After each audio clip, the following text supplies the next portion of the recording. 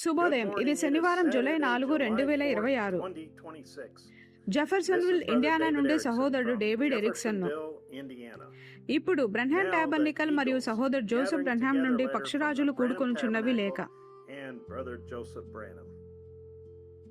ప్రియమైన పరిపూర్ణమైన వధువా, అయితే శత్రువు యొక్క మోసపూరితమైన స్వభావమును చూస్తుండగా మరి మనం ఇప్పుడు జీవిస్తున్నటువంటి ఒక దినమును మనము ముందెన్నడూ కలిగిలేము. ఇది అత్యంత కుయుక్తితో నిండిన అత్యంత మోసపూరితమైన దినమై ఉన్నది.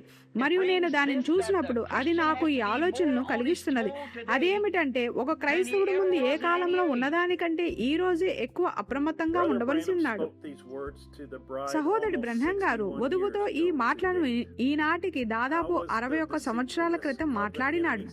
ఇప్పటితో పోలిస్తే 61 సంవత్సరాల క్రితం శత్రువు యొక్క మోసపూరితమైన స్వభావము ఎలాగున్నది ఒక భిన్నమైన కోణంలో చూపించడానికి ఈనాడు లోకంలో ఉన్న సాంకేతిక పరిజ్ఞానంతో పోలిస్తే 61 సంవత్సరాల క్రితం ఉన్న సాంకేతిక పరిజ్ఞానం ఎటువంటిది? 1961 సంవత్సరం అంతరిక్ష పోటీ ప్రారంభ దశలో ఉన్న సమయమై ఉన్నది.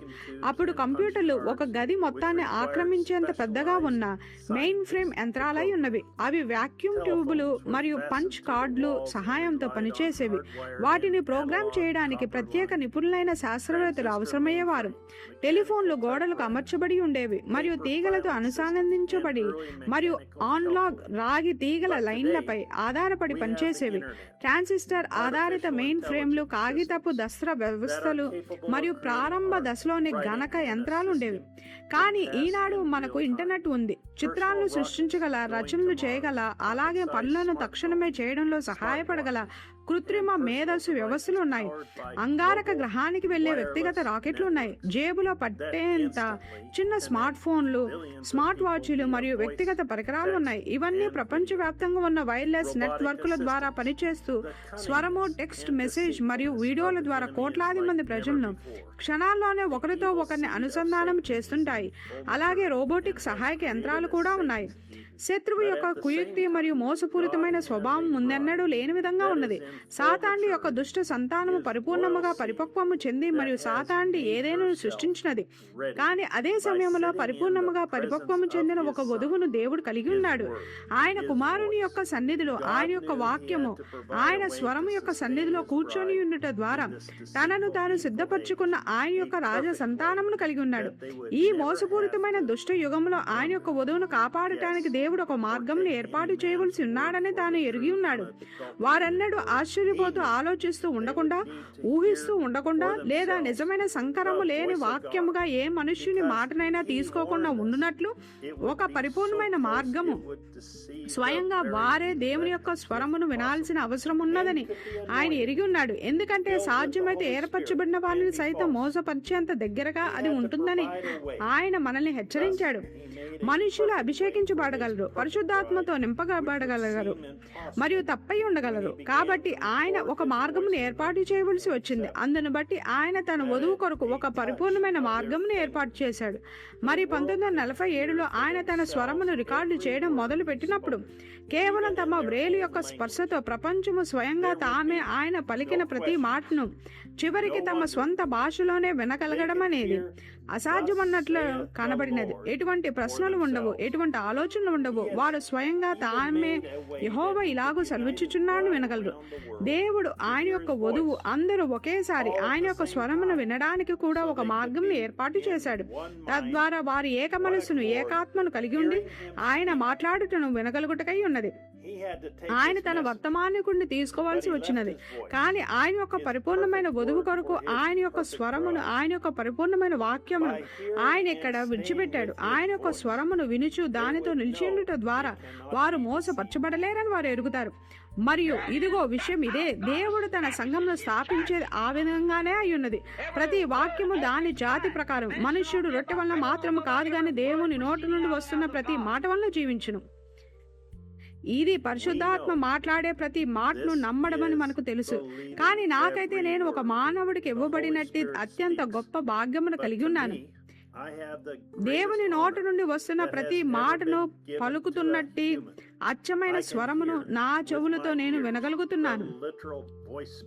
నాకైతే వేరొక మార్గం లేదు. దేవుడు తన పిల్లల్ని కాపాడటానికి అనేక మార్గములను ఏర్పాటు చేశాడు.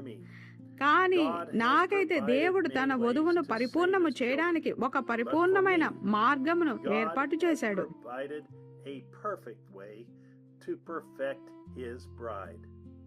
ఈనాడు సాతాను ఈ దినమునకు వర్తించే లేఖన భాగమునకు తప్పైన అర్థమును ఇస్తున్నాడు. యేసు చేసినదంతా పరిపూర్ణముగా సరి అయి ఉన్నది అని వాడు మీకు తెలియజేస్తాడు. బ్రెన్హామ్ సహోదరుడు చేసినదంతా పరిపూర్ణముగా సరి అయి ఉన్నదని మరియు ఆయన దేవుని ప్రవక్త అని వాడు మీకు తెలియజేస్తాడు. కానీ స్వయంగా దేవుని యొక్క నిర్ధారించబడిన స్వరమును వారి సంఘములో ప్లే చేసే విషయానికి వచ్చినప్పుడు మాత్రం అది ఈ దినమునకు వర్తించదని, పరిచర్యనే ముఖ్యమైనదని వారు అంటారు. వాడు చేయవలసినదంతా కేవలం అది మాత్రమే. చూడండి, ప్రజలు దానిని ఆ విధంగా నమ్మేటట్లు చేయడమే అయి ఉన్నది. మరియు ఇక అంతే. ఏలనగా మీరు దాని నుండి ఒక్క మాటను తీసివేయకూడదు లేదా దానికి ఒక్క మాటను కలపకూడదు. కానీ వాడు చేసేది అదే ఉన్నది. మీ ఆత్మీయ నాయకుడు మీ సంఘంలో దేనిని ప్రోత్సహిస్తాడు? ఈ రోజు వధువు వినవలసిన అత్యంత ప్రాముఖ్యమైన స్వరం ఏమిటి? మీరు ఒకటి ప్రధానమైన దానిని మాత్రమే కలిగి ఉండగలుగుతారు. పరిచర్య యొక్క స్వరమా, టేపులలో ఉన్న దేవుని స్వరమా? ప్రతి విత్తనము దాని జాతి ప్రకారం ఉత్పత్తి అవ్వవలసి ఉన్నది. దేవుడు తన ఏదేనును స్థాపించినది ఆ విధంగానే అయ్యున్నది. సేవకులు పరిచర్యను చేయడాన్ని నేను వ్యతిరేకించును. దేవుడు వారిని పిలిచాడని నాకు తెలుసు మరియు నేను దాన్ని నమ్ముతాను. కానీ నాకైతే నిజమైన పరిచర్య తమ సంఘస్థులకు వారు వినవలసిన అత్యంత ముఖ్యమైన స్వరము టేపులలో ఉన్న స్వరమేనని చెప్తారు. తద్వారా వారు తమ సంఘములో టేపులను చేయవలసి ఉన్నది. ఏలైనగా అది ఏ ప్రధాన స్వరమై ఉన్నది. నేను మరియు నా ఇంటి వారము మరియు బ్రెన్హామ్ టాబర్నకల్ మట్టుకైతే మేము దేవుడు ఏర్పాటు చేసిన పరిపూర్ణమైన మార్గంతో నిలిచి ఉంటాము. మేము ప్లేను నొక్కి మరియు దేవుని స్వరమును వింటాము. ఈ ఆదివారం జెఫర్సన్విల్ కాలమానం ప్రకారంగా మధ్యాహ్నం 12 గంటల సమయం అప్పుడు ఈ దినమునకై ఆయన యొక్క ఎన్నుకోబడిన ఏర్పాటు చేయబడిన మార్గము చుట్టూ మరొకసారి మేము ఐక్యమవుతుండగా వచ్చి ఆ స్వరమును వినడానికి మాతో చేరుటకు ప్రపంచమంతటిని ఆహ్వానించడానికి నేను ఎంతగానో ఇష్టపడుతున్నాను. సహోదరుడు జోసెఫ్ బ్రెన్హామ్.